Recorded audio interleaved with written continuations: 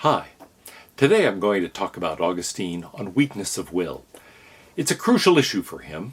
Giving in to temptation, the dangers of temptation, are critical to understanding not only his own approach to what we are all about, what the nature of a human being really is, but also what we have to overcome in order to gain some appreciation of God, in order to glorify God, and attain the kind of communion with God that for him is our central function. My soul will not rest until it rests in you, he prays right at the beginning of the book.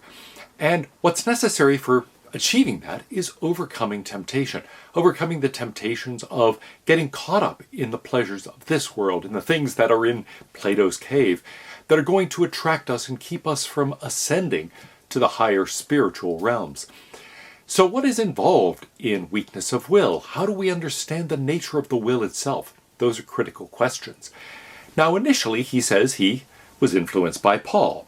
I still thought that it's not we who sin, but some alien nature which sins in us. And as we've seen, that is something like Paul's account. Paul feels like a stranger to himself. It is not I that sin, but the sin that dwells within me, Paul says. And why? Because I don't want to sin. I am horribly guilty about sinning. I know that I should not sin. In short, desire, emotion, and reason all work together to say, don't do it. And yet he says, I find myself doing the thing I hate, and I don't do the thing that I want to do. And so how are we to understand that? Paul says, it's as if there is some alien force within me. And that is something that Augustine embraces in his Manichaean era. He says, yeah, the Manichaeans think there is a good God, but also an evil demon who are fighting for control of the world. They're fighting for the control of his soul, for everybody's soul. And what's happening there is there really is an alien force that is attracting you. Desire, emotion, reason, they're all pulling on the side of the good. Nevertheless, something in you pushes you toward the other side. It must be something alien. It must be this evil power. As he becomes unhappy with Manichaeanism, however, he gets less attracted to that kind of view. But what's the alternative? What can we do?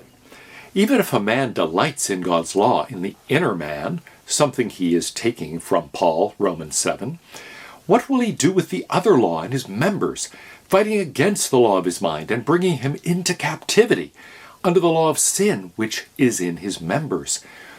He's quoting Paul here to make the point that there is something in us, and something in our bodily nature, true. That's obvious in the case of sensual desires, or appetitive desires in general, but it's something that is broader than that. There are things that attract us about staying in that cave, that want us to stay in that world of illusion, of lesser reality, and that make us resist being drawn upward on those stairs toward the true reality. You, Lord, are just, but we have sinned, we have done wickedly, we have behaved impiously, and your hand has been heavy upon us. We've been justly handed over to the ancient sinner, the president of death, who has persuaded us to conform our will to his will, which did not remain in your truth. What will wretched man do? Recall Paul saying, wretched man that I am. Here is an echo of Paul's language here. What will wretched man do? Who will deliver him from this body of death, except your grace, through Jesus Christ our Lord? Again, quoting Paul in Romans 7. I think there is something here that is important and agreeing with Paul, which is to say the solution is not within us. Paul says, look, Socrates is wrong that the solution is additional knowledge. I already know what's right and what's wrong. Still, I find it very hard to do. The problem is not, as Plato thought, putting reason in control of emotion and desire. Emotion and desire in this case aren't really the problem. I mean, they may be involved in the problem, but they don't have to be. I can want to do the right thing. I can feel guilty about doing anything other than the right thing. I can know that it's the right thing to do, and still I can fall off the path. So what do I do about that? How do I solve that problem? Well, only something outside of us can solve it. Only, he says, by relying on the strength of Jesus Christ our Lord. Now, in short, if it's an alien power, that is, forcing us to sin, not I who sin, but the sin that dwells within me, then only an external force can help me with that.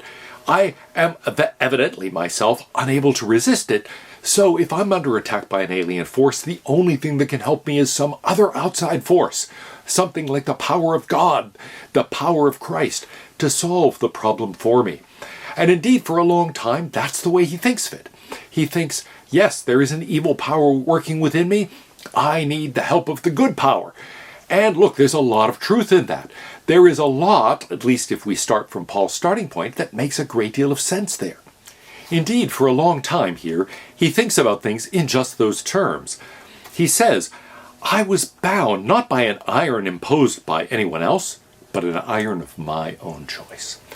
Now here something new happens. He says, yes, I did feel as if I was trapped, as if I was bound.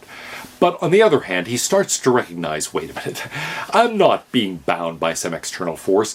It is not something truly outside of me that is leading me into sin. It is something within me. These are bonds that I myself have created. The problem is in thinking about things in Platonic terms. Even though Augustine is, in many respects, a Platonist, metaphysically speaking, when it comes to the soul, he has a very different view. He rejects Plato's idea of the divided soul. He rejects the idea that the soul is in some way split between desire, emotion, and reason. He rejects the idea that putting reason in charge of the chariot is going to solve our problems. It will not. There is something else deep within us. It feels like an alien force to us because we find it very difficult to analyze, but it's not an alien force. It is something inside us. Now you might think here he's adding a fourth part to the soul. As we'll see, that's not the nature of the solution. But he does think there is something wrong with that Platonic picture. The bonds are not being forged by someone outside of ourselves. They're not something that we are bound by externally. Instead, it is something internal. He's bound by an iron imposed not by anybody else, but by the iron of my own choice. The enemy had a grip on my will, and so made a chain for me to hold me as a prisoner. The consequence of a distorted will is passion. By servitude to passion, habit is formed, and habit to which there is no resistance becomes necessity. So notice what he's saying here. The consequence of a distorted will is passion. In other words, it's not passion, desire, or emotion that leads my will astray. It is the distorted will that produces passion, that produces desire. And so the Platonist has the picture backwards. Our distortion of will, our choosing the wrong thing, is not due to the power of reason. It is not due to the power of emotion, not due to the power of desire. Instead, the will selects the wrong thing first, and then passion, that is to say desire or emotion, comes along with that.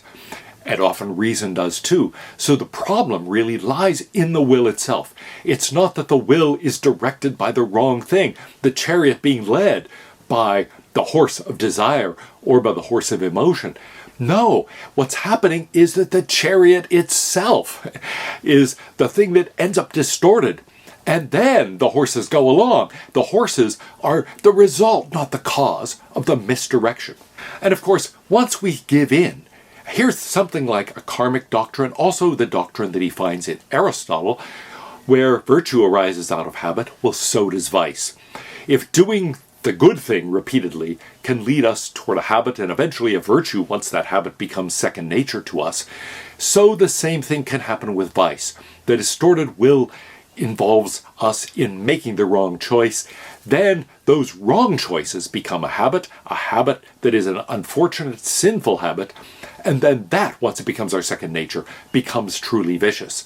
So in short, Aristotle's right about the mechanism. He stresses the positive side for understandable reasons, but the negative side is real too. The problem there is not simply the rational side of the soul being overcome by the irrational part. Rather, the irrational part responds to a distorted will. He says, by these links, as it were, connected one to another, hence my term chain, a harsh bondage held me under restraint.